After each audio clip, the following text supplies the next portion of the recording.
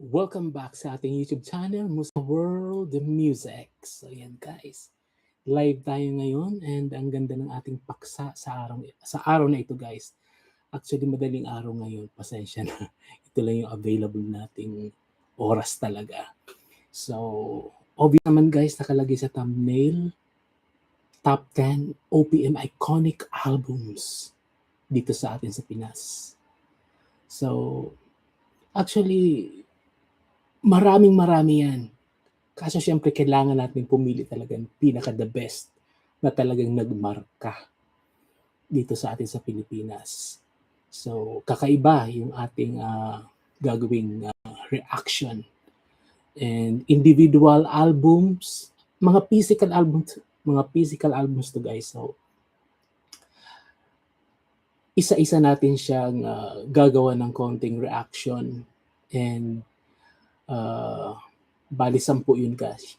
So, and sa sobrang daming guys, may konti akong inad parang bonus or ano.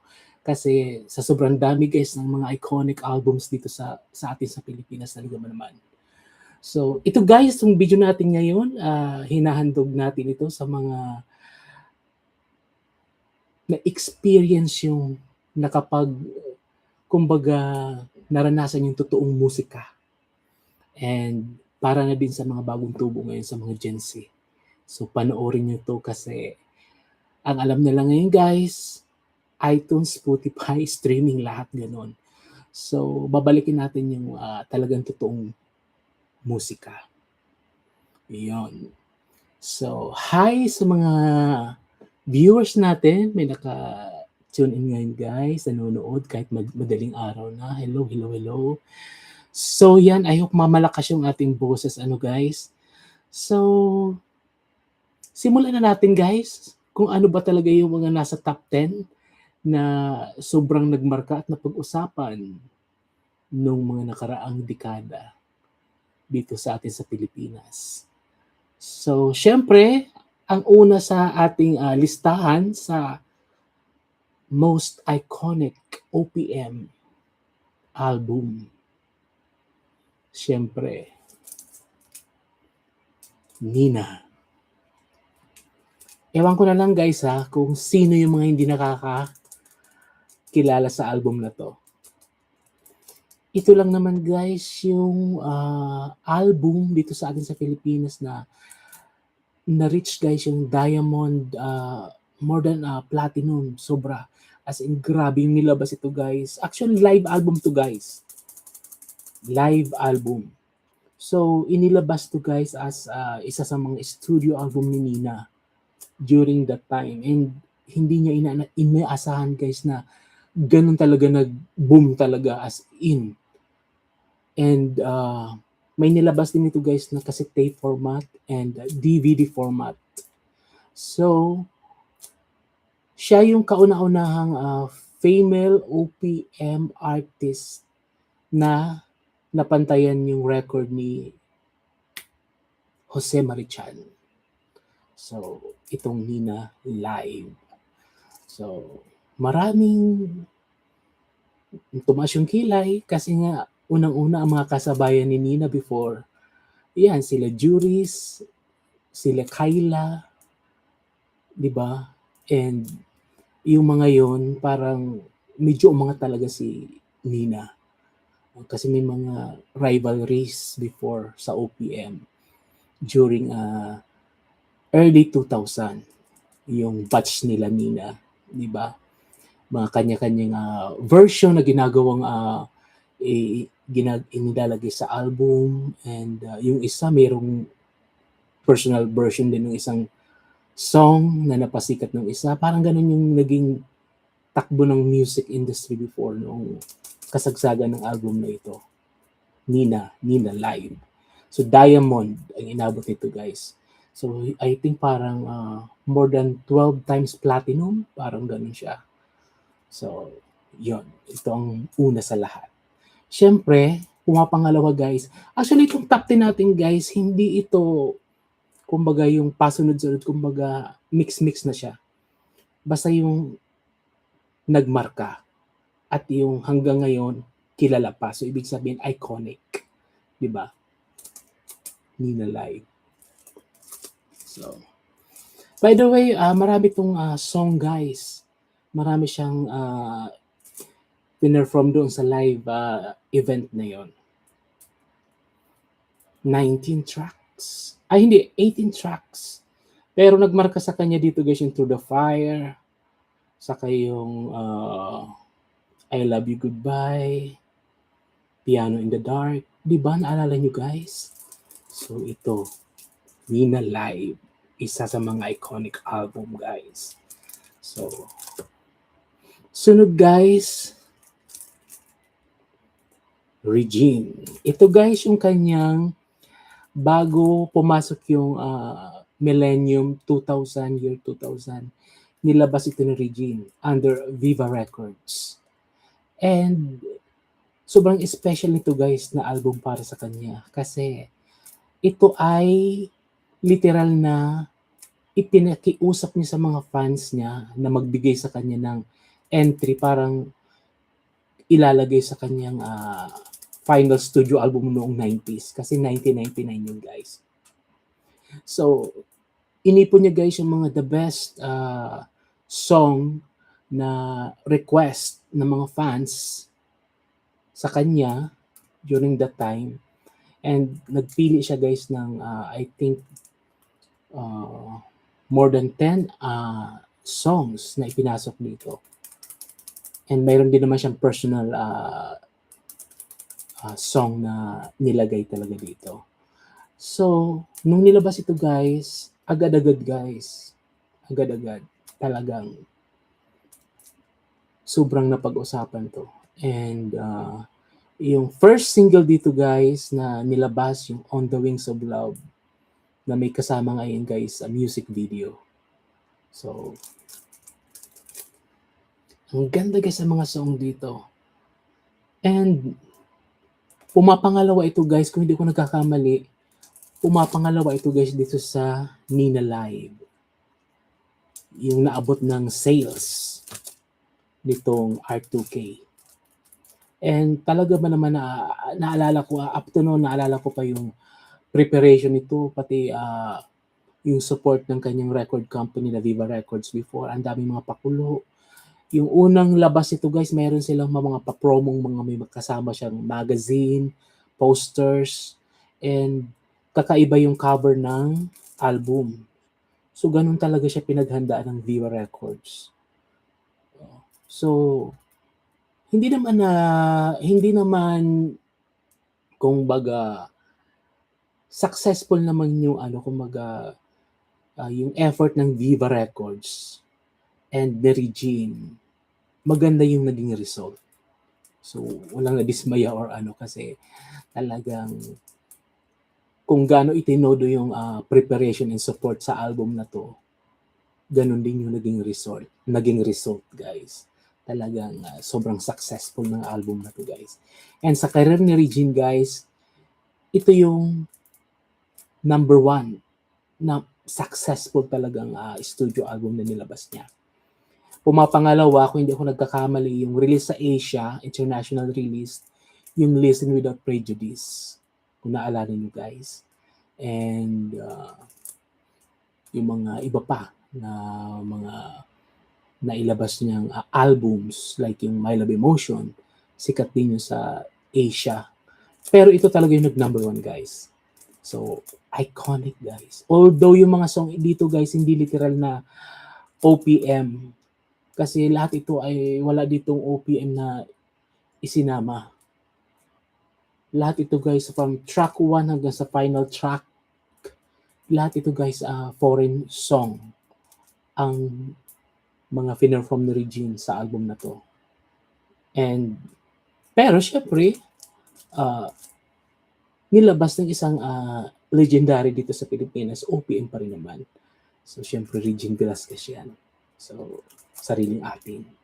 And I hope mayroon kayong copy nito guys kasi ngayon wala na ito.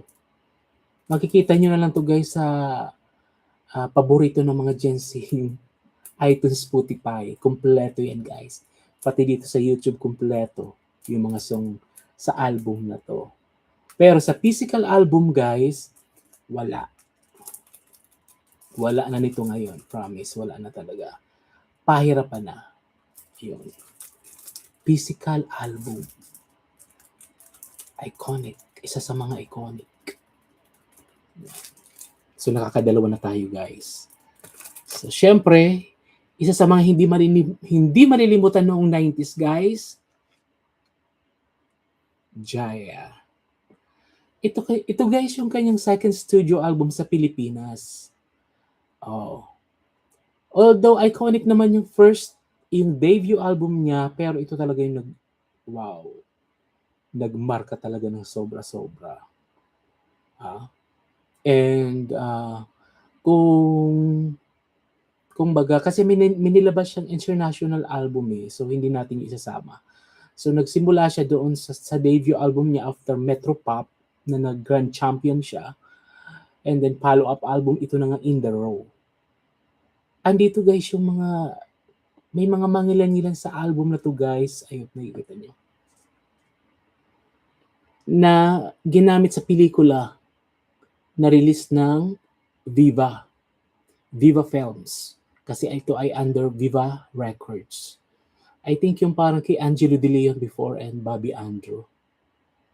So yun ang pinagamitan ng isa sa mga iconic track sa album na to. Yan. Ang ganda walang tapon sa album na to guys, promise. Walang tapon. From track 1 hanggang sa final track nito guys. Kasi yung final track is a remake song from Gary V, yung Sana Maulit Muli. Sana'y Maulit Muli. Yan. Yung first track pa lang guys, You Lift Me Up. Ang ganda niyan guys, ballad. So, wow. Walang tapon talaga dito guys. Kahit yung medyo upbeats dito, ang ganda. Wala na bang pag-ibig? Ginamit yan sa pelikula before noong I think parang mid-90s, kung hindi ako nagkakamali. Ginamit nila Angelo De Leon. Yun na nga yung song na sumikat dito sa album na to guys. And talagang tumabo sa talaga to guys. As in, platinum. Ewan ko na lang kung how many platinums. Yung top 10 natin ngayon guys, hindi tayo masyado mag-base guys sa yung na-achieve na kung how many platinums ba, how many sales. Basta yung kumbaga nagmarka talaga, yung hindi malilimutan, kaya iconic, di ba? So, kasi hodang hindi yan masyadong bumenta pero nagmarka or isang track lang sa album na yun ang nakilala or sumikat. Basta yung may naiwang kumbaga iconic dito sa atin sa Pilipinas. Dito sa atin sa Pilipinas, iconic song. Yan. Yun na nga guys, yung ginawang soundtrack na nila Bobby Andrews and Angelo De Leon. Di ba? Kasagsagan yun guys ng parang show nila sa GMA before. Di ba? Na may medyo rivalry before sa ABS and ano. Kasi sikat sa ABS yung Flames. Tama ba? Gimmick. Yan, Gimmick. Tapos naman yung kila Angelo, TGIS. So, I hope hindi ako nagkakamali. Diba? Ganda ng mga song dito, guys. Dahil ba sa kanya, isa yun yung Dahil ba sa kanya, I think parang ito yung last single sa album na to. Na isa din sa maganda. Diba? Nako po. Physical album. Wala na talaga guys ngayon mga ganito. Kunting pasilip guys. May ano pa dito. Groove. Okay. Ito guys. Ganda. Iyan yung mga physical album, guys. Back cover. Di ba yung art ng album? In the row, talaga naglalagablab. Medyo hindi masyado natin lalakasin ang boses, guys, kasi madaling araw ngayon. Pasensya na. So, yan. Ganda, guys, ng mga physical album. Jaya in the row. Yan. Wala na bang pag-ibig? Iconic. Yan. Nakatatlo na tayo, guys. Siyempre, ang next nating album na talaga naman hanggang ngayon may career pa rin at talagang nirespeto sa music industry. At lahat ng singer ngayon, guys, inspired kay dito sa ating isa sa mga icon sa Pilipinas, guys, Sharon Cuneta. Yan, guys. Si Sharon Cuneta, obviously, isa sa mga inspirasyon niya ni Regine. And karamihan sa mga new singers ngayon. And hindi pwedeng hindi mawala itong album na to sa iconic album. Nandito lang naman, guys, yung ni-remake ni Regine na Ikaw sa album na to. Yan. And noong 90s, lahat ng tao, guys, I don't know kung ano, basta alam ko, hindi pwedeng hindi maririnig itong mga kanta sa album nito sa radio. Mag-FM or AM station naman yan. And talaga humataw talaga ito sa sales, itong album na to. Andito, guys, as I said, andito, guys, yung song na Ikaw na ginamit pa to, guys, sa movie niya with kung hindi ko nagkakamali, yung leading man niya dito ay si Ariel Rivera. Yan. Tapos ginawan din ng movie ni Regine before nung mga mid-90s, kasama niya naman si Aga Mulak. Kaya nga isinama yung remake na Ikaw sa album ni Regine na Drone, release ng Viva Records. So I hope hindi ko nagkakamali. Yan yung comeback ni Regine sa Viva Records from international career niya. Naalala niyo, guys, yung final studio album niya sa Asia, yung Retro. So follow up doon sa Retro, guys, yung Drone na nilabas ng Viva na talagang humataw din sa talagang platinum din yun. Galing dito, guys, yung iconic song ni Regine na Ikaw. Bago naging iconic kay Regine yan, si Sharon muna ang original. Ayan. Tapos may version na duet version with yung ex-boyfriend ni Regine. Diba? Ariel Rivera. Yan. Ang ganda, guys, ng mga track sa album na to. Again, Viva Records. Iconic. Sobrang iconic, guys. Diba? Jency, pakinggan niyo itong album na to, ha. Ako ay Pilipino, andito. Diba? Gamit na gamit to, guys, yung Ako ay Pilipino sa mga kundiman competition before sa mga school, mga sayawitan, mga ganon. Kinakanta yun parati. Mga ginagamit sa mga sa mga school, sa mga prisa, ganon. Ngayon at kailanman, di ba? Diyos ko po, hindi matatawarang sobrang mga iconic. Hindi lang tong album na to, ha. Yung mga napapaloob sa album na to, sobrang mga iconic. First single pa lang, guys, Ikaw. Di ba? Hindi yung gagamitin ni Regine sa album niya, hindi ito iconic. Na-remake niya yan, guys. And yung Ngayon at Kailanman. I think parang remake niya ito, pero nang pinerform niya to, guys, ginawa niya ng version, karamihan, parang ang nangyari, parang inangkin niya yung song na yun. So, grabe yung interpretation ni Sharon sa Ngayon at Kailanman. Parang mas nag-level up from original artist na nag-perform nito, na kumanta nito. And then yung Ngayon, di ba? Napasikat din ito noong 90s ni Rosel Nava. I think sa debut album ni Rosel, kinanta ito ngayon. Si Sharon muna nito ang nagpasikat before. Kaya ang ganda ng mga napapaloob sa album na to, guys. Yeah, I think yung mga Sharonian dyan, comment nyo na lang, guys, kung talaga ba naman ito yung isa sa mga iconic album noong 90s or sa buong history ng Philippine music. Sobrang dami, guys, pero namili lang ako, guys, ng 10. So, mamaya, may additional akong i-reveal bukod sa 10 ito. And then, andyan din, guys, yung Kapantay ay Langit. Wow. Paano bang mangarap? Diba? Tapos yung Wakas.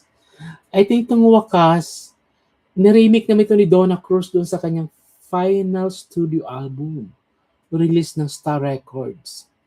Release pa yun, guys, sa physical formats. Kung hindi ako nagkakamali, pa-correct na lang. Parang, ito ba yun?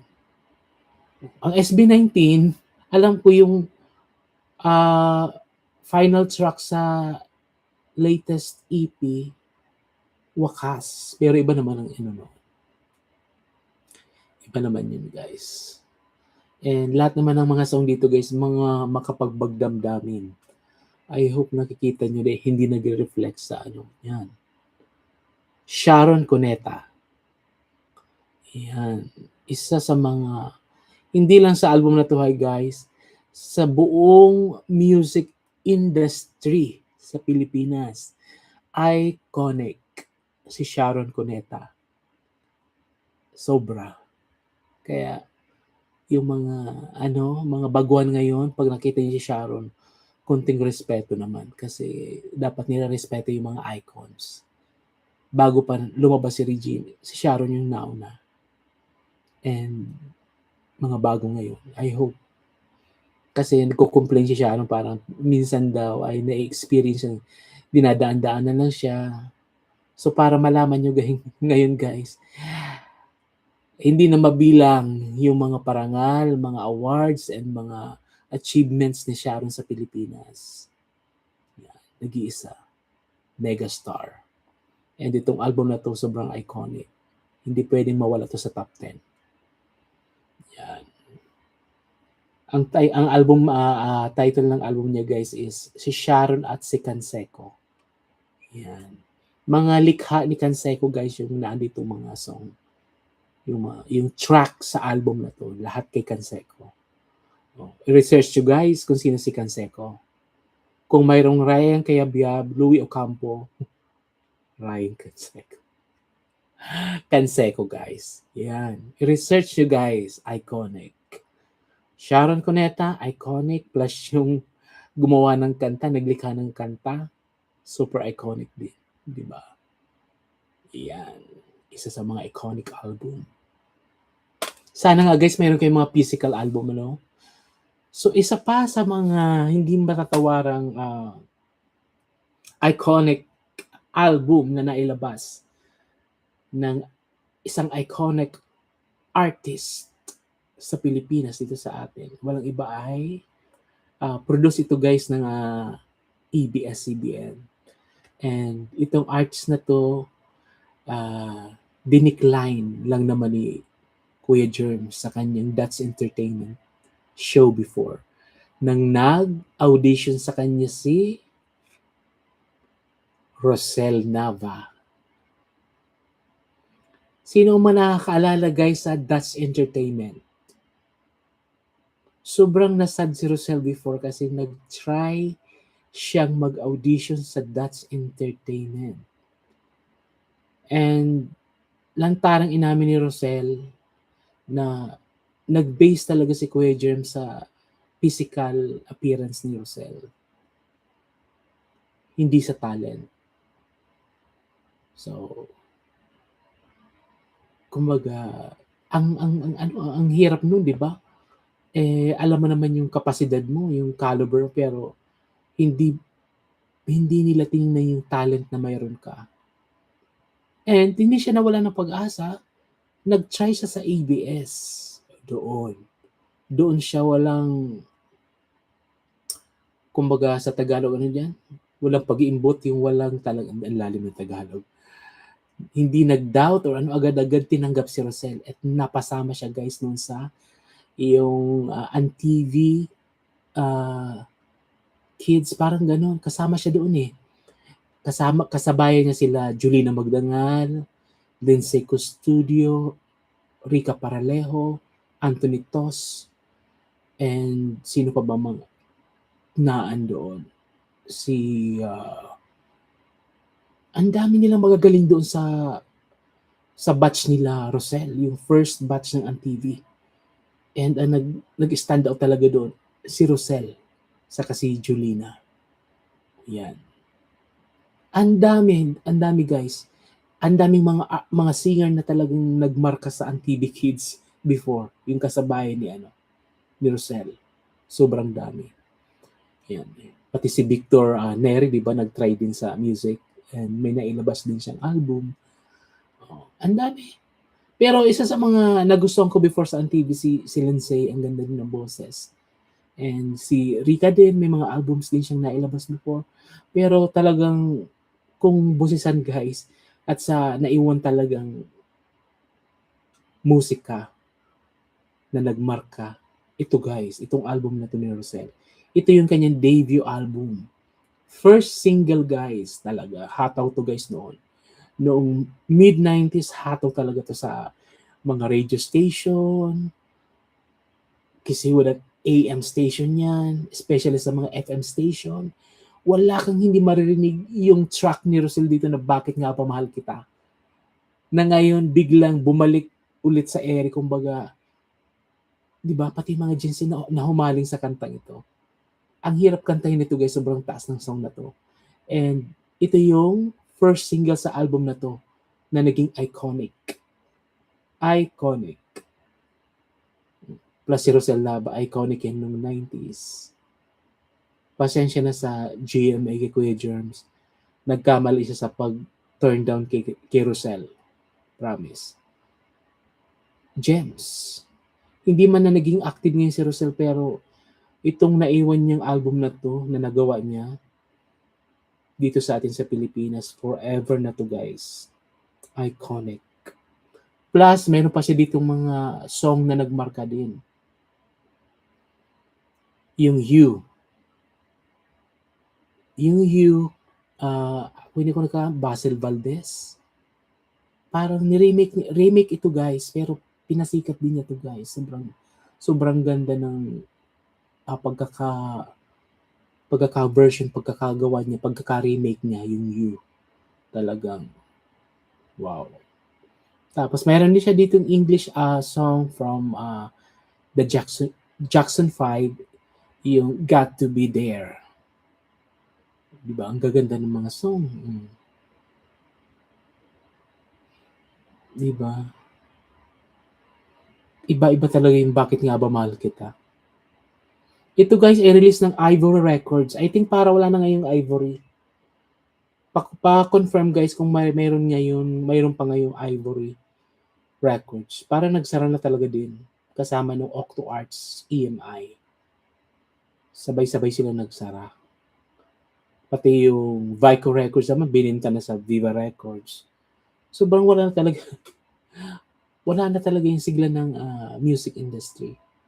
Masyadong nag-enjoy na lang ngayon yung mga Gen Z, yung mga sanay sa streaming, yung mga pinopurchase yung MP3, nilalagay sa mga gadgets, kakasad. Bumagsak talaga, sumadsad talaga yung OPM music industry dito sa Pilipinas. Iba na yung nakasanayan ngayon. Sad to say, disposable talaga guys yung mga song ngayon. May mga ngalan na nagtatry na maging iconic din. Mamaya, bibigkasin natin kung sino yung mga yon. Sasabihin natin dito guys. So, na talagang sikat na sikat sila ngayon. Pero guys, hindi matatawarin itong mga nagdaang iconic artist dito sa atin sa Pilipinas. Isa dyan si Rosel Nava. Sa batch niya guys, pasensya na sa iba, pero si Rosel talaga yung isa sa mga nag-stand out. Ang dami ng batch ni Rosel talaga na magagaling at sumikat. Kasama na diyan guys si ano na nga yung kumanta ng Ocean Deep na ni-remake niya, Carol Banawa. Sa TV Kids din yun. Produce din yan ng ABS and TV Kids.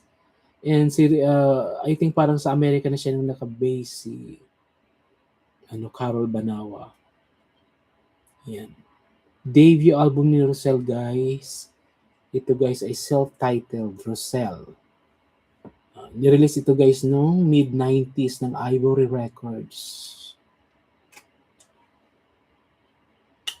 Ito yung guys yung CD niya. Di ba ang ganda? Rosel.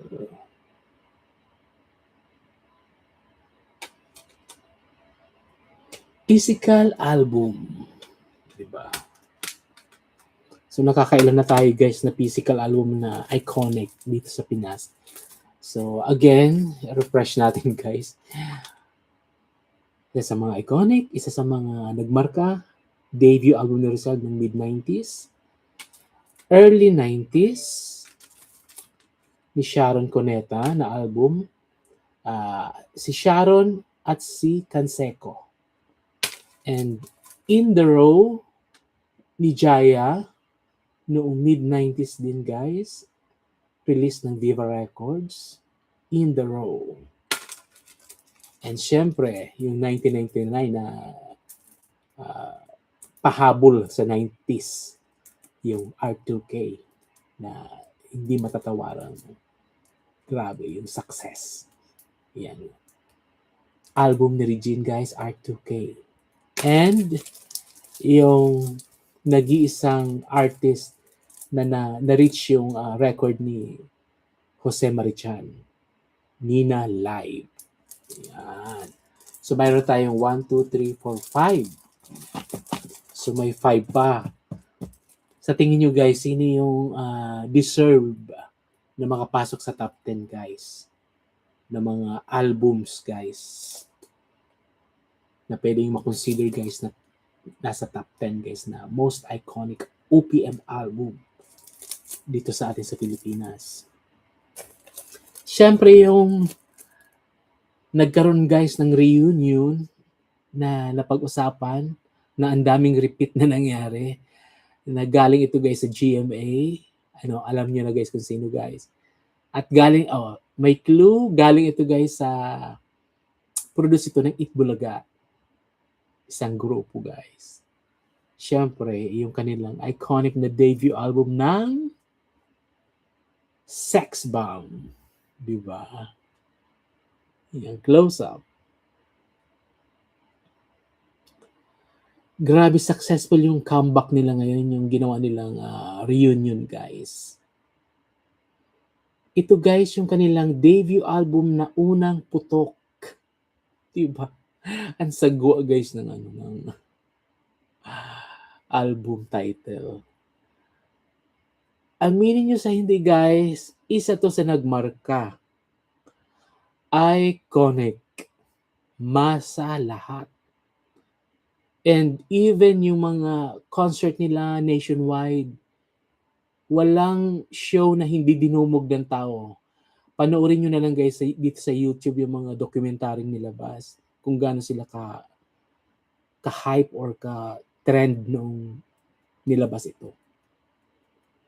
So, napapaloob dito guys yung iconic song nila na Diyos ko, ewan ko na lang guys kung hindi nyo to maalala mga kantang ito. Diba? Napapatawa ako guys sa mga title ng mga song dito. Itong Crush Kita, di ba ang cute niyan? Isa sa mga iconic guys dito yung Crush Kita. And basahin ko na lang guys, yung Bakit Papa. Di ba? Pretty Little Baby. Diba? Ang dami mga I hope naaalala nyo guys yung mga song dito guys. Stupid ka pa rin. Stupid ka rin. Dancing Queen. Ay wow! Ngayon ko lang nalaman guys na ni-remake nila yung Dancing Queen. Venus. Venus. Pasensya na guys, sorry. Di ko na mapipigilan. O, di ba? Ito naalala ko itong di ko na mapipigilan, guys. Grabe. Ang ganda ng kantang yan. And, yung Tulog na Baby. Tapos, ano to? Tequila and Mickey. Pero ang nagmarka dito, guys, yung Bakit Papa. Saka yung Crush Kita. Saka Venus. And yung Tulog na Baby. Ginawa yan ata ni, ni Joey ginawa to ni Dabber Cats, Joey De Leon. Dabber Cats talaga. So, iconic to guys. I mean, ewan ko na ba kami magtaas ang kilay sa inyo guys. Pero maituturing to guys na isa sa mga iconic sa OPM na nilabas ng Sex Bomb. At ito ay under BMG Records. I think Sony Music siya. So, year 2002. After ng early 2000. Diba? Iconic. Hanggang ngayon guys, factory seal dyan. Oh. And syempre, grupo, diba? Nasa grupo tayo guys. Hindi pwedeng mawala ito guys. Smoky Mountain. Paraiso.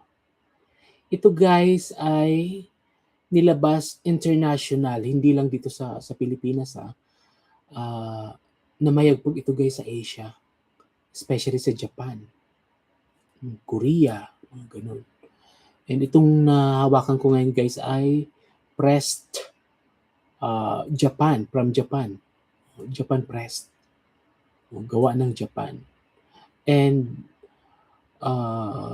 para sa akin guys, mas iconic to doon sa debut album. Doon sa debut album ng Smoky Mountain guys, andun yung Can This Be Love. Medyo sweet kasi patwitan siya yung album na yun. Andun yung Kailan, di ba, ni Geneva Cruz. And then yung kay Jeffrey Hidalgo naman, yung Can This Be Love, di ba? Ang tining pa, antas pa ng boses doon ni Jeffrey Hidalgo. Kasi nga, yan yung kabataan niya pa. Sabi niya, pag kinakanta niya ngayon guys, ibang-iba na yung Can This Be Love. And the pagkakamala ng mga fans na pag napapakinggan sa album, parang ang dinig nila parang si Geneva Cruz. Pero guys, si Jeffrey Hidalgo talaga yung kumanta ng Can This Be Love. Ang kay Geneva doon guys, sa debut album na yon ng Smoky Mountain, yung Kailan. O, andun guys yung Smoky Mountain debut album, Plaka. Vinyl record format yan guys. Yan. Ang dami din sumikat dito, especially yung Paraiso. Na inilaban nila to guys sa isa sa mga song festival before sa Japan. Sila nag first place during 90s, early 90s. Nanalo sila guys sa competition na ipinanglaban nila guys yung gawa ni Ryan Cayabyab. I think itong album na to produce ni Ryan Cayabyab, yung mga song dito gawa din ni Ryan, Mr. C, National Artist for Music. Yan. Yung Paraiso na nagustuhan talaga sa Asia. Ang dami din guys na nag-remake niya sa Asia. I think parang naalala ko may nag-remake niya sa Korea and sa Japan. Mga local artists nila doon. Ganun katindi itong album na to. Pati sa Pilipinas, sikat na sikat ito. And gayon din guys, same nung sa kung ang Sex Bomb before dinadagsa talaga ng mga tao. Ganun din ang Smoky Mountain guys. Yung mga provincial tour, talagang tinatakbo talaga ng mga fans. And hindi sila magkanda sa mga fans talaga. To the point na nasasaktan sila kasi dugmo talaga yung tao, siksikan talaga. Pag narinig na andyan ng Smoky Mountain, talagang po. I think mayroon yan dito sa YouTube yung mga documentary din na nailabas. tungkol sa success ng album na ito, Paraiso ng Smoky Mountain. So dito guys, isa na lang yung natirang original member. The rest, wala na dito si Geneva Cruz saka wala din dito si Jeffrey Hidalgo. Kaya ano na lang, isa na lang yan na natira. Si James. Basta, nakalimutan ko yung last name niya. Basta si James na kumanta ng Bintana. Ano ba yun? Basta may something like that na sumikat din naman. Early 2000 ating album na yun. So, si James, hanggang sa nag-disband yung Smoky Mountain, hindi siya bumitaw. Ayan. Pero the rest, wala. Kanya-kanyang exit sa group. Kasi yung iba dyan nag-abroad na, nag-OFW. Kagaya nitong itong kamukha ni Banig. So, umalis siya sa grupo. And si naman Chedi, umalis din. So, natira si James. And then pumasok na yung yung last part ng Smoky Mountain. Pumasok na si yung Bisaya, taga Cebu. Pa-comment nga guys, nakalimutan ko tuloy yung name. Yung ka-rival ni Nako guys, ano ba yung makakalimutin na talaga ako. O di ba? Basta yung dating member sa ASAP.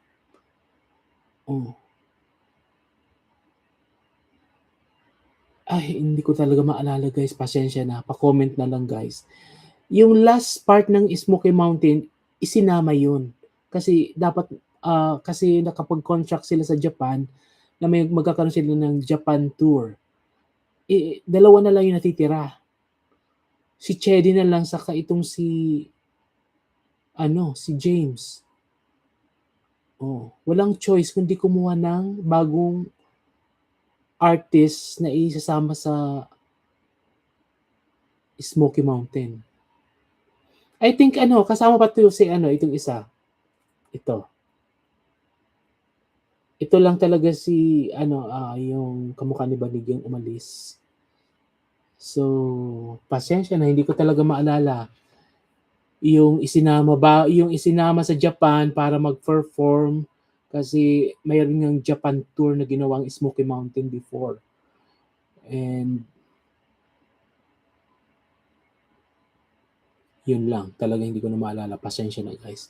Pero isa to sa hindi matatawarang album nung 90s sa OPM dito sa atin. Yung Paraiso ng Smoky Mountain. Iconic. So, andito lang naman guys yung song nilang The Coconut Nut, di ba? Iconic. Sa mga song pa lang na yan guys, sobrang iconic na, di ba? Especially yung first single dito guys, yung Paraiso nga na pinanalo na nila ng parang Asian Song Festival sa Japan. Pa-correct na lang guys. Sila yung grand champion doon.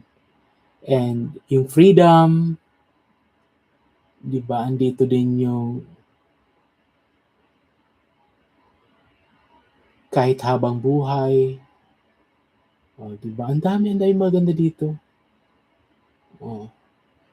Tapos yung Kailan, ni-remake dito sa album na to. Di ba, as I said kanina, originally, kasama to sa debut album, version ni Geneva Cruz. Dito naman, male version. I think parang ito yung nag-remake ito. Siya yung nag-remake sa album na to nung Kailan. Labas ito sa Japan, saka sa iba-ibang part ng Asia. And successful ito guys, hindi lang sa atin dito sa Pilipinas. Isa sa mga iconic OPM album, Paraiso. Siyempre, next, connected pa sa itong isang artist na to ay related pa guys sa isa sa mga member ng first batch ng Smoky Mountain kay Geneva Cruz. na hindi din nila nagpahuli kasi talagang nakipagbuljakan sa music industry noong early 90s. Late 80s to early 90s to mid 90s, ganun hanggang sa nag-comeback siya noong mid 2000 ba yun? Walang iba kundi ang nag-iisang rival ni Vina Morales noong 90s, Donna Cruz. Ang dami din niyang studio album guys, pero ito yung isa sa mga iconic. Actually, ito yung pinaka-iconic na album ni Donna Cruz. Okay naman yung final studio album niya noong bago siya mag-for good or mag-settle down, yung Pure Donna. Pero ito talaga yung the best niyang album. And sobra-sobra yung platinum. Hindi ko na maalala kung how many platinums ba ang na-reach nito.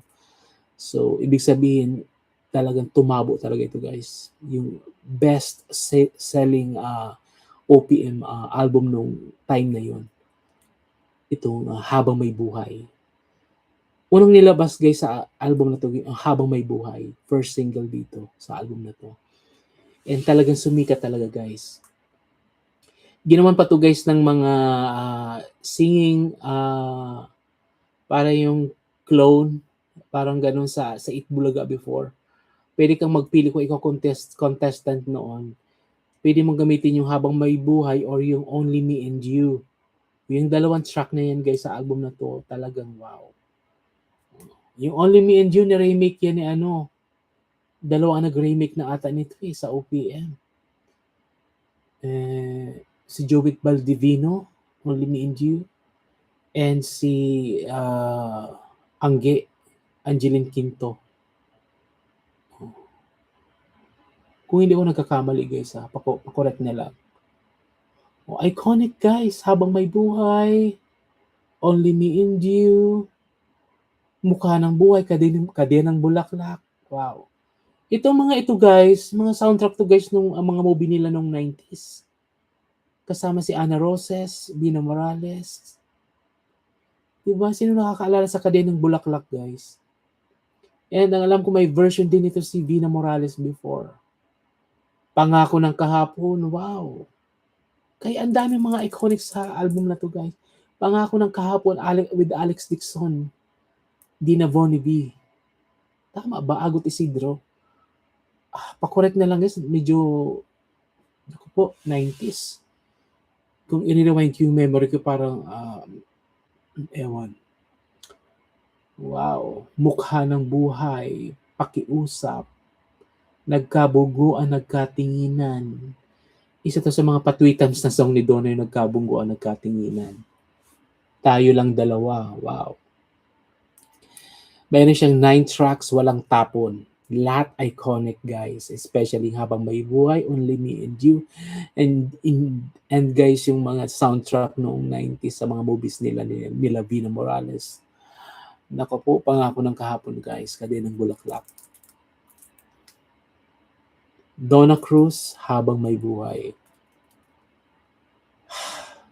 Isa sa mga iconic sa OPM dito sa atin sa Pilipinas. OPM. Iba talaga yung music industry guys ng 90s talaga. Grabe. Ang galing. Siyempre, lalayo pa ba tayo? Ang next guys, ang kanyang rival na talagang humataw talaga. Bago pa si Donna lumabas, sikat na to. And isa sa mga standout sa Dutch Entertainment. And na-discover din to guys sa isa sa mga singing competition sa Cebu nung kabataan niya. Nila Mina Aragon. Sino mga nakakaalala guys sa isa sa mga may-ari ng Viva Records, ng Viva Films, si Mina Aragon. At siya din ang nagbigay na pangalan ang original ng pangalan guys, Sharon, binago ni Mina Aragon, naging Vina Morales. Yan. Isa sa mga iconic album noong mid-90s or early 90s, mga ganon. Hindi ito pwedeng makalimutan guys ng mga Pilipino. Forbidden, Vina Morales. Andito lang naman guys yung kanyang remake na Sana Ay Ikaw Na Nga, na parang inangkin niya, parang siya talaga yung kumanta na. Siya yung sobrang nagpasikat sa Sana Ikaw Na Nga. Hindi to original niya, yung Sana Ikaw Na Nga. Ni-remake niya sa album na to. Pero napasikat niya ng todo-todo. And then, yung Forbidden, isa sa mga iconic dito. And karamihan guys, talaga sumikat dito mga remake niya, yung Even If, di ba? Kayo na pala ngayon, Umiibig Ako, God Knows, Bakit Ako Iiyak. Wow, ang ganda ng Bakit Ako Iiyak. Wala Ka Na. Wow. Maging Tapat Ka Lang. Dahil Mahal Kita. Kahit Man Lang Sa Pangarap. Itong lahat na track sa album na to, lahat ng tracklist, yung tracklist sa album na to guys, walang tapon. Sobrang iconic itong album na to. Sana Ikaw Na Nga, ginamit niya yung soundtrack sa pelikula niya ni Christopher De Leon noong mid-90s. Sino nakakalala sa Sana Ikaw Na Nga movie? Singer siya doon guys sa movie yun noong 90s. And tumabo yun sa takilya yung movie Sana Ikaw Na Nga. Box office talaga yun. And sinabayan pa ng album. Ito na nga nilabas itong album na Forbidden. Labas ito guys ng Viva Records. And career single sa album na to ay Sana Ay Ikaw Na Nga. Na talaga ba naman, wow. Diba? Plus sinama niya rin dito guys yung mga iconic na song na ano. Yan nga, Forbidden. Forbidden Love. Yan, naalala niyo. Kung hindi nyo alam guys yung mga song na ito, yung mga Gen Z ngayon, i-research nyo sa YouTube. Kasi, ewan ko na lang baka makalimutan yung Gen Z pala kayo. Natatawa ko pa sa dyan na guys. Kasi ang mga Gen Z mahilig sa streaming, mahilig sa iTunes, Spotify, Tidal. Walang paki sa physical album. So ito guys yung physical album na dapat maibalik dito sa atin sa Pilipinas, sa music industry dito sa Pilipinas. Sayang, hindi na na-experience ng mga Gen Z. Nakakadismaya lang ano. Iconic. Vina Morales Forbidden. Kung mayroon Donna, mayroong Vina. Banggaan ito na. Banggaan sila guys noong 90s. Sinong Makadona? Makadona or Makavina? Rival. In fact, noong mid-90s Campus Girl. Kung hindi ko nagkakamali, hindi Campus Girls. Yung, I think, Radio Romance pa yun. Yung movie nila ni Donna Cruz, press conference. Kasi humahato talaga to si Donna Cruz. Ngayon, si Vina Morales, medyo feel niya na talaga yung parang medyo bumubulusok yung kanyang career. Kasi talagang nakikipagsagopan talaga si Donna Cruz. Talaga, Diyos ko Lord, ang kasikatan ni Donna before. Dating sobrang sikat ni Vina. Bago pumasok si Donna sa ng music industry, sikat na sikat talaga si Vina. Nang humatong si Donna Cruz, kasagsagan din ng movie and sabay-sabay movie, albums, hato yan sa sa industry dito sa Philippines. Movie industry and music industry. Ngayon, press conference, hindi ko makakalimutan, iconic din yun. Umiyak ito si Vina Morales sa press conference ng movie nilang Love Notes ba yung Flames? Parang ganun. Radio Romance. Basta something like that yung movie nila ni Donna. Parang collab team niya ni Vina sino na action star before. Basta yung movie yon tampok sa movie yun si Donna sa si Vina. And hindi nakapagpigil talaga si Mina Aragon, yung may-ari ng Viva Records, Kasi emotional talaga si Vina Morales during that time. Ang words na lumabas sa bunganga sa bibig ni Mina Aragon, may-ari ng Viva Records, Viva Films. Pinabayaan ka ba ng Viva? Iyon ang sinabi ni Mina Aragon. Lalong umiyak si Vina. Si Vina bagang Vina Morales pag umiyak, grabe talaga hagulgul. Sobrang iyak ni Vina talaga sa press conference na yun. And si Donna naman, nasa isang tabi lang talagang nag-observe lang. Walang imik, parang naawa na din kay Vina kasi talagang parang na-corner talaga si ni Mina Aragon kasi parang may mga interview si Vina na parang hindi na siya masyadong masaya sa Viva Records, although isa sa mga baby talaga ng Viva Films and Viva Records, kumbaga. Ngayon, ito namang si Vina Morales, na ano din siya, parang na-pressure, parang ano pa ba yung pwede kong gawin kasi andiyan na si Donna Cruz, ang dami talagang ang mga supporters si Donna Cruz before talagang grabe, dagsa talaga. Kahit hindi siya member ng Dutch Entertainment, talagang sumikat talaga si Donna. Hindi pa awat, walang talaga to, talagang dire-diretso yung pagtaas ng karir ni Donna Cruz. And medyo naapektuhan niya si Vina Morales. Kasi kung kaya ni Vina Morales mag-movie, pagsabayin yung music and movie, ganon din si Donna. Movie, samahan pa ng teleserye, Villa Quintana, di ba? Partida talaga to si Donna Cruz. Sino nakakalala sa Villa Quintana? Villa Quintana sa GMA yan, guys. Pinagsasabayan ni Donna, walang pahinga to si Donna Cruz before. May teleserye, may movie, may albums. Si Vina Morales naman, may movie, commercial. Ganun din naman si Donna, may mga commercial din. And yun na nga, yung mga albums na nilalabas ni Vina Morales.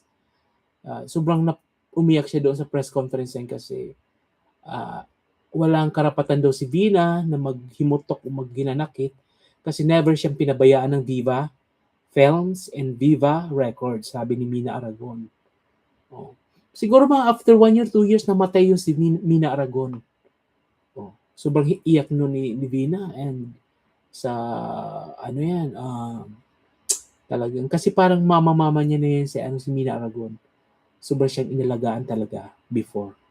Imagine, siya siguro mga 7 years old siya nang pinapunta siya ni Mina Aragon from Cebu. Kasi sobrang potential nga, isinama siya sa mga movie, and ginawa siya ng album, yung kanyang debut album, naalala nyo guys? And then yung second studio album niya, sa second studio album, third studio album na ata yun, naandun yung Kadenang Bulaklak. Na may version nga si Donna Cruz dito. Ayan, Kadenang Bulaklak andito. So, ito yung nagbanggaan ng 90s. Rivalry sa mga teens, sa mga kabataan noon, ito yung talaga nagsalpukan. Sino maka-Donna, maka-Vina. Tapos may kanya-kanya silang segment guys, sa Master Showman, ano ba yun? Sa GMA, noontime show every Sunday. Master Showman ba yun? Super Show, parang ganun. Nanonood kami every Sunday. May segment doon si Vina na every Sunday may kakantahin siya doon ng iba-ibang artist yung bibigyan niya ng tribute and piniperform ni Vina. As in, grabe yung mga fans. Si Donna naman, ganun din. May mga segment din siya. And namayagpag talaga guys yung Villa Quintana din. Teleserye ni Donna Cruz before sa GMA.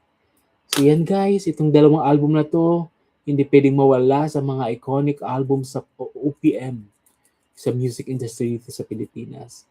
Habang May Buhay and Forbidden, Vina Morales. Donna, Vina. Diba? Rival. Ganun ang industry. At ang last, ang finale, walang pwedeng mag-disagree sa grupong ito. Ito yung totoong masa. Aegis. Hanggang ngayon, iconic. Kung may Regine Velasquez sa busisan, sa grupo guys, mayroong Aegis. Ito yung kanilang debut album. Pinakauna. At factory seal ito guys. Halik.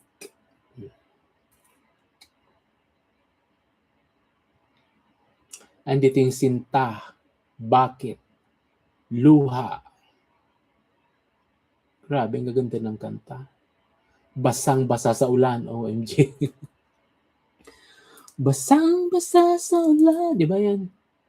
Walang masisilungan, walang malalapitan. Yan.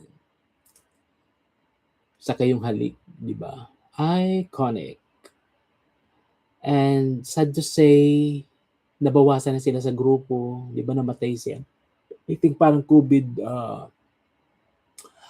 yung time na may COVID talaga, na isa sa mga naapektuhan noon ay si Mercy. Isa sa mga vocalist ng Aegis. Yung medyo paos-paos na husky yung boses niya, di ba? Isa sa mga iconic.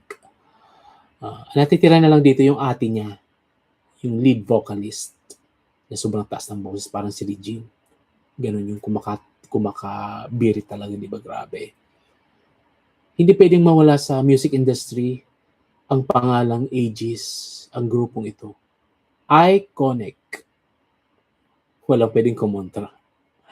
Masa ito guys, masa. Buong sambayanan. Kahit mga nasa alta, mga ganyan, paborito ang Aegis. Lalo ang mga OFWs, Aegis, alam na alam nila mga kanta ng Aegis.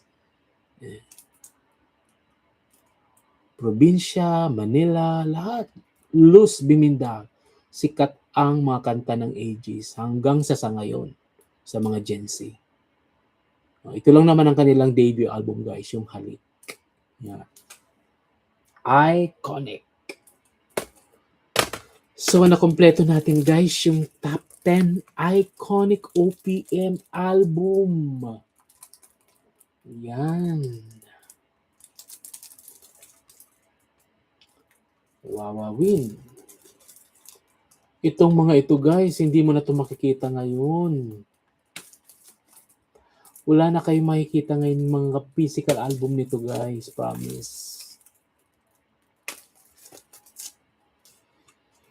Collector's item.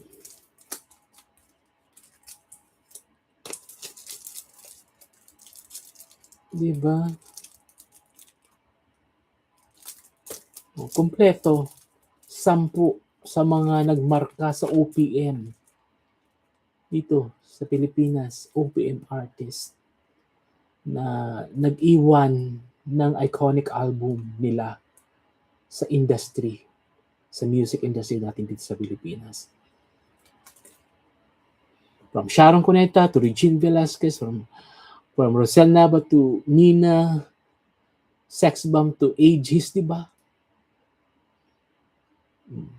Mayroon, ang dami pang mga iconic guys na kulang ang 10 guys. Hindi pwedeng matawaran din yung mga marka na naiwan ni Gary V, na mga ginawa niya mga song, Martin Rivera, even Nunoy Rebellion, yung kumanta ng Butchikik.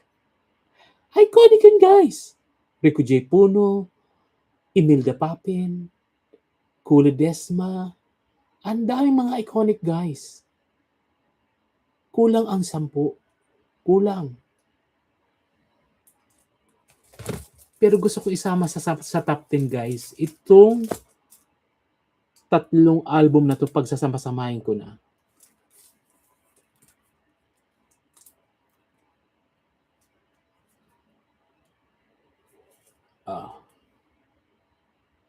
Sino-sino yan guys?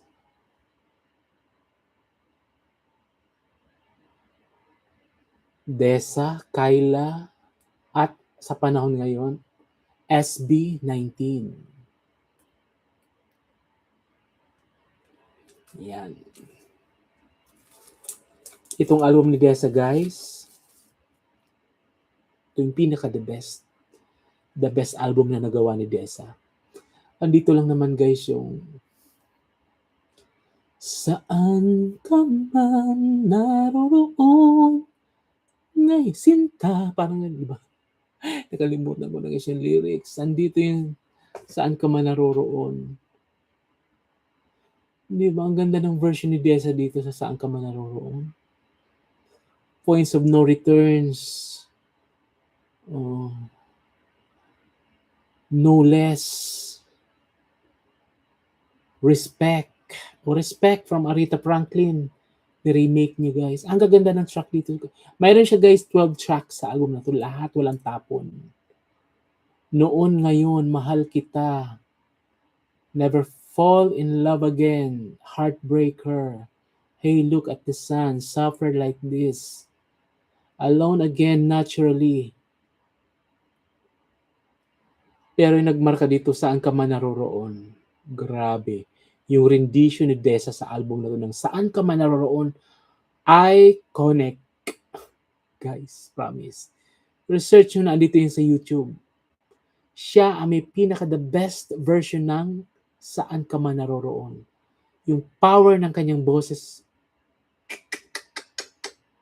matindi, guys. Promise. Hindi ako nagbibiro. Panoorin nyo, pakinggan nyo sa Spotify kasi inuusong yun sa mga Gen Z. Pakinggan nyo yung saan ka man naroroon ni Dessa. Baka makalimutan yung tao pala si Dessa. Ganon kagaling si Dessa sa saan ka man naroroon. Siya yung may pinaka the best version ng saan ka man naroroon. Yun ang masasabi ko. Iconic yung song na yun, di ba? Andito yan, guys, sa album na to. Respect album ni Dessa. 12 tracks. Ito ay nilabas, guys, ng I think Star Records ito eh. Hindi ko na walang nakalagay dito eh. Parang Star Records, guys. Pa-confirm na lang.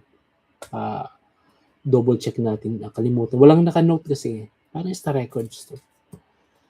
At syempre, Kyla. Itong debut album ni Kyla ito, napag-usapan din ito nung time na yan. Kasi hindi sanay ang Pilipino na makinig ng mga R&B na mga sa OPM. Nangahasto si Kyla na baguhin yung tunog.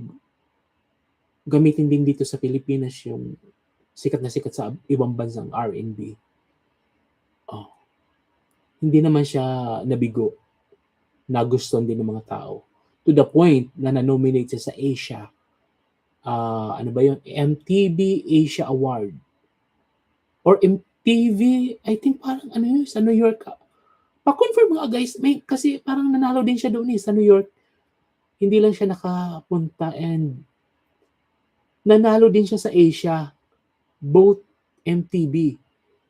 And marami siyang nakuha ang awards dito sa MTV Asia.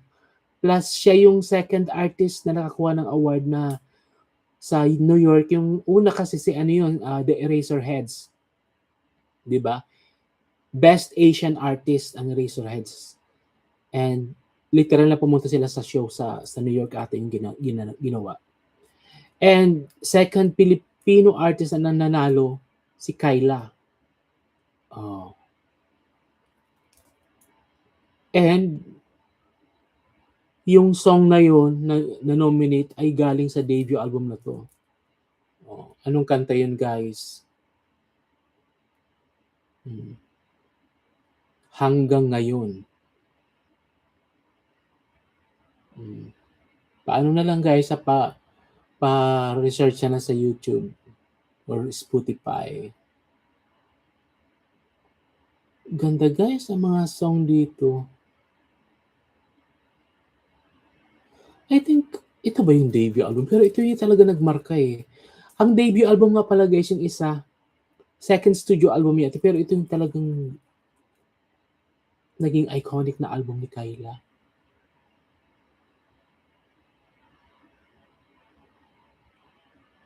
Paborito ko to, guys. Ito yung EMI, nung nasa EMI Records pa siya, Octo Arts. Kasi nagsara ang Octo Arts, guys. Sino mga artist sa Octo Arts? Sila Manilyn Reynes, di ba? Nagsara ang Octo Arts CMI, and isa ding artist ng Octo Arts si Kyla. Siya na ata yung last na artist ng Octo Arts before. Ganda ng album na 'to. Final track dito guys yung Hanggang Ngayon. Sobrang sikat noon ni Kyla. Kung may Nina, may Kyla. 'Di ba? Nung 90s, Vina, Donna. Vina Morales, Donna Cruz. Nung panahon ni Kyla, hindi pwedeng hindi maibuntot dito si Nina. 'Di ba? Nina Live. Iconic. Kung may Nina, may Kyla. Silang dalawang rival noong panahon nila. Mga early 2000 to mid 2000. Nagkagirian pa nga sila sa sa mga interview before na may mga issues na gayahan ng mga cover ng song, ginaya ni ganito si ganyan na song, sobrang balitaktak, kumbaga rival, kumbaga silang dalawa ni Nina. Iconic album. So ito na guys yung mga bonus na pahabol ko kasi ang dami nga, hindi kaya yung top 10, di ba? Wala pa nga dyan yung mga album ni Martin Rivera, yung Journey. Isa yun sa mga iconic, saka yung kay Shasha Padilla, yung May Mambobola. Diyos ko Lord, ang daming iconic album sa Pilipinas. Hindi kaya sa top 10. Itong top 10 na ito, hindi kayat guys sa video natin ngayon ang literal na naging iconic album sa Pilipinas sa OPM. And yung final na pinasok ko na pahabol, sila lang naman guys yung sa panahon ngayon na alam kong pwedeng ihanay sa mga icons before. Dito, sa mga to, pwede siyang ihanay ang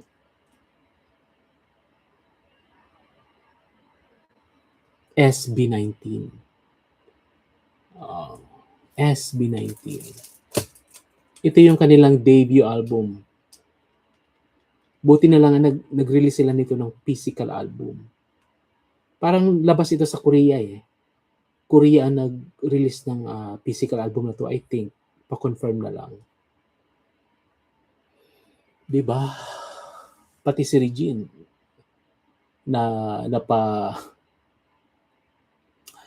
napakanta nung isa sa mga track dito guys, yung Hanggang sa Huli.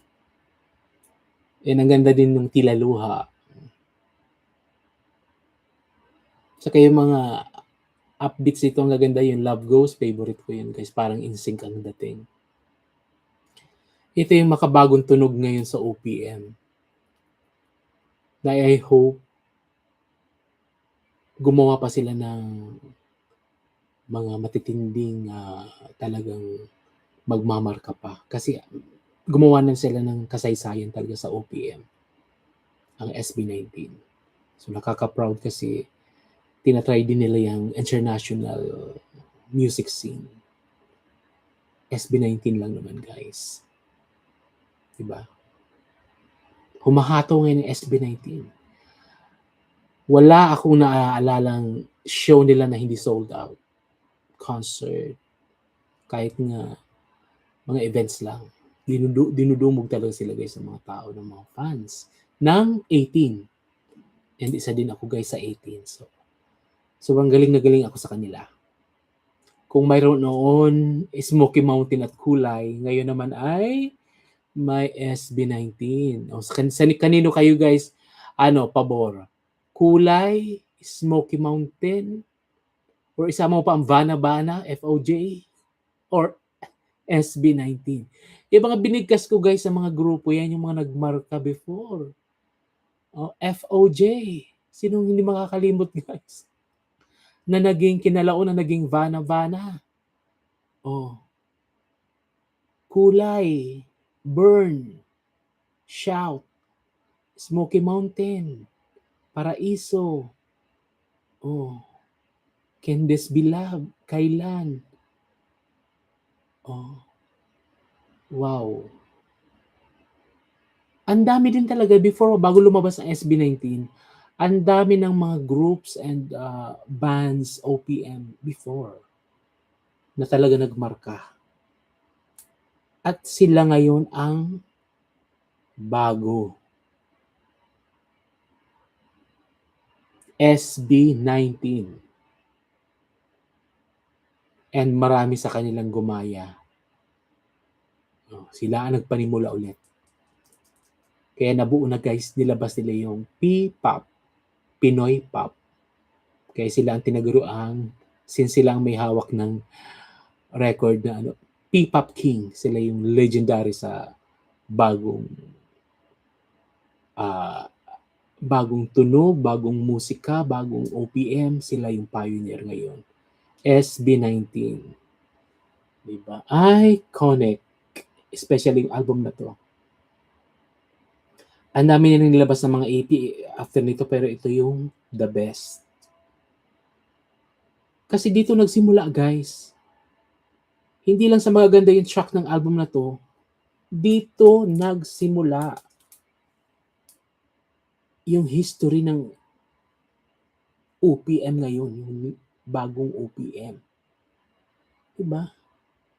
Kung hindi dahil sa Get in the Zone, walang P-pop Kings. Yun. Bago pa lang pero pwede na sila matawag na legendary. Kasi nga, ang dami nang gumaya sa kanila.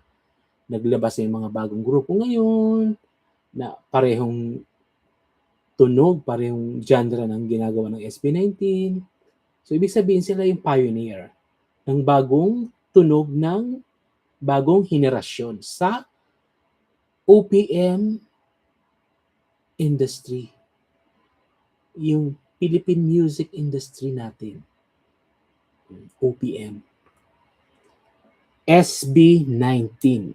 Hindi pwedeng hindi maging iconic itong album na to. Debut album lang naman guys. And meron sa physical album pa. Sana in the future, near future na malabas ito guys sa vinyl record format. Please, SB19. Ito yung iconic. Dito kayo nagsimula. I hope bigyan nyo ito ng importansya. Ito yung pinaka-importanting album na nagawa nyo o na-release nyo sa Pilipinas. Kaya gawan nyo ito ng cassette tape format at plaka vinyl record format. Pakiusap, SB19, please. So yan lang guys. Iconic. Ito yung tatlong pahabol. Desa, Kyla, and SB19, the P-pop Kings. SB19. Yung kanilang debut album na Get in the Zone. So yun guys. So all in all, meron tayong 13 physical albums sa ating top 10 iconic OPM album. OPM album. Galing dito sa Pilipinas na pwede mong ipagmalaki itong mga hawak ko ngayon. Sa buong mundo, the best. The best of the best talaga. Sharon Cuneta, Regine Velasquez, Nina, diba, Desa, Kyla, Rosel, SB19. Nako po, ito na yung lahat guys. So yan guys, I hope yung may mga na buksan natin na introduce natin ngayon dito sa ating YouTube. I hope yung mga idol mga masugid na mga supporter before ng isa sa mga naandito. Comment kayo guys. Sino yung fan ni Rosel, fan ni Kyla, mga taga-suporta ni Sharon Cuneta before. Siyempre, megastar. Icon niya sa music industry ng Pilipinas. Hindi lang yung album na to. And siyempre yung mga sandamakmak na supporters ni Regine, ng Asia Songbird, diba? Hindi lang sa Pilipinas, international fans, buong Southeast Asia, diba? Si Regine ang daming fans sa dito sa Asia, hindi lang sa Pinas. So, ito guys yung ating top 10 na may pa-bonus na 3. So, sa top 10 iconic OPM album. So yun guys. Thank you for watching. Hanggang dito lang muna ulit guys. And abang-abang guys sa ating mga gagawing video ulit. And ayan guys, pala sa likuran ko, shout out to at shout out sa album sa likuran. Nakikita nyo guys? Paano ba? Yan. Sino yan guys? Yung nasa unuhan, medyo hindi yung mawaaninag kasi yung reflection ng ilaw. Sheryl Cruz yan guys, yung plaka ni Sheryl Cruz. Pangalawa naman yung plaka naman ni Marilyn Reynes. And syempre, iconic din yan, Pops Fernandez, the concert queen. Oh. Hindi pwedeng makalimutan sa music industry guys, sa OPM guys. Parespeto na lang dyan kay Pops Fernandez. Iconic din yan guys. Siyempre sila Manilyn, Sheryl Cruz, Tina Paner, di ba? Timmy Cruz, Diyos ko Lord. Ang lawak ng OPM before, ang daming magagaling na artist ng 90s and 80s. Kahit pa yan guys, yung sinasabing mga pangmasa, yung mga sumikat noon ng mga jukebox kung tawagin, jukebox Queen and Kings, April Boy Regino, Jessa Zaragoza, Imelda Papin, Claire de la Puente, Rico J. Puno, Yoyo Revillame, Didit Reyes. Ang dami guys. Victor Wood. Naku po. Noong 90s, Jano Gibbs, Ogie Alcacid. Yan yung mga pangalan na hindi makakalimutan sa music dito sa OPM, sa Philippine music industry sa Pilipinas. Hindi pwedeng makalimutan yung mga names na yan. Vasil Valdez, Ivy Villan, naku po, Dulce, Diyos ko Lord, Monique Wilson. Siyempre kung may Monique Wilson, may Lea Salonga, Rachel Ango, Sarah Geronimo. Ang dami. Chad Borja. Diyos ko, isa-isahin ko dito guys ngayon guys. Diyos ko po. Ang dami. Gino Padilla. Diyos ko, magdamag tayo guys. Mag-mention ng mga dapat bigyan ng respeto sa music industry na dapat ma-recognize natin. At pag nakita yung mga taga-music industry, pag nakita yung mga baguhan kayo, di ba? I-respeto niyo yung mga names na sinabi ko, binigkas ko guys. Konting respeto lang. Yan ang nagsimula ng OPM. Kahit medyo nga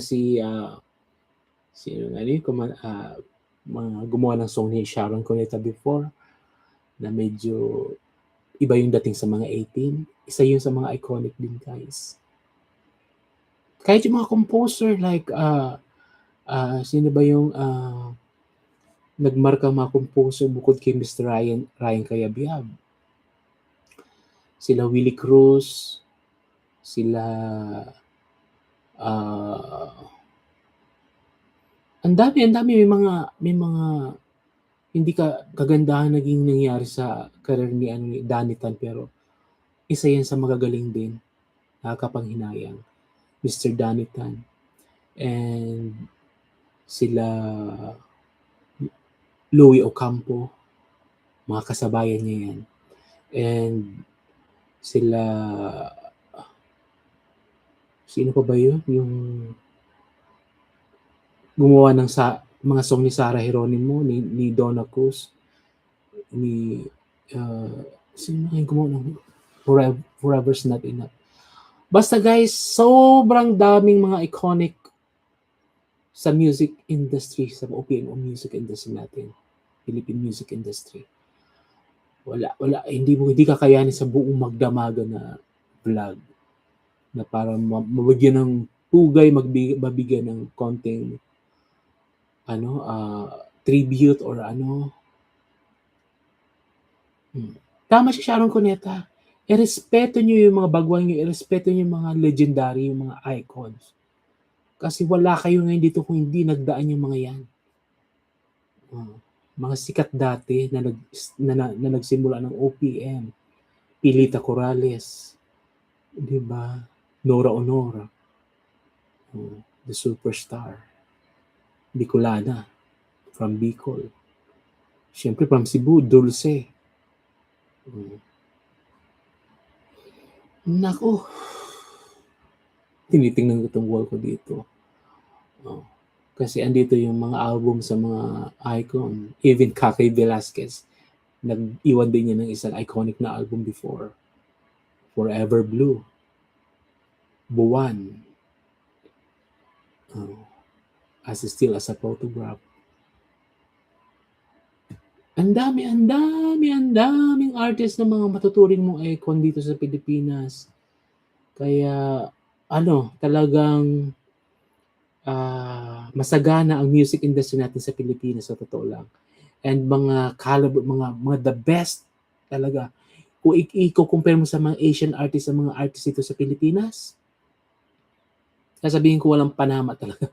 Kaya yung mga nagsarahan na yung mga competition sa Asia, yung mga Asia Song Festival, kasi lahat ng mga nananalo, yung mga Pilipino lang naman. Hindi makasingit yung ibang country sa Asia.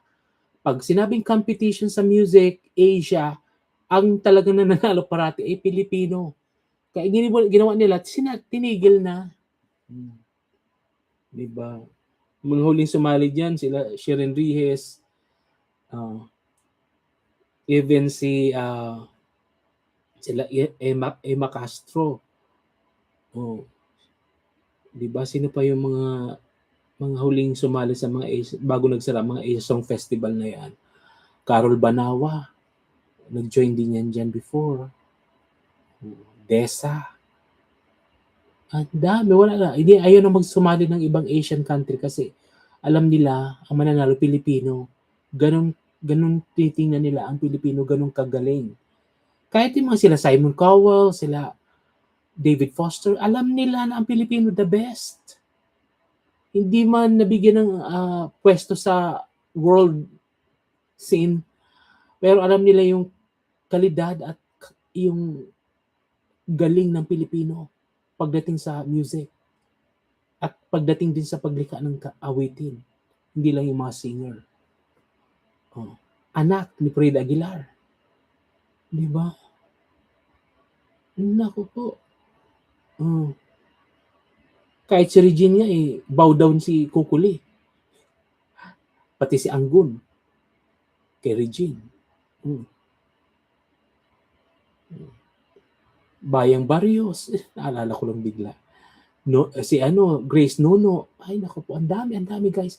So, Yano and ang dami talaga guys. Mga banda before River Maya, even Six Cycle Mind.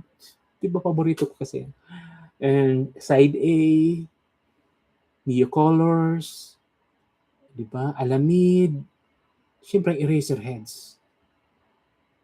Yun lang guys. Hanggang dito na lang guys muna ang ating live. And ipopost ko ito mamaya. So, thank you guys for watching. And abangan nyo guys yung mga upcoming na gagawin nating videos na gagawin natin related sa music. Iyan ang ating channel na ito tungkol sa musika. And mag-share tayo ng mga iconic physical albums, mga vintage album. Yan, gagawan natin ng mga video dito sa ating YouTube channel. Pasensya na guys, madaling araw. Okay, medyo yung energy natin medyo mababa. Pero I hope nag-enjoy kayo sa ating magandang usapan tungkol sa mga OPM albums na nailabas noon at ngayon. Yan. Iconic. Yan. Siyempre, #OPM. Okay, guys. Pa-subscribe naman, guys. Don't forget to like and subscribe and pa-share na din. And parati ko sinasabi, guys, always be kind. Thank you for watching. God bless us, guys. And to stream and end.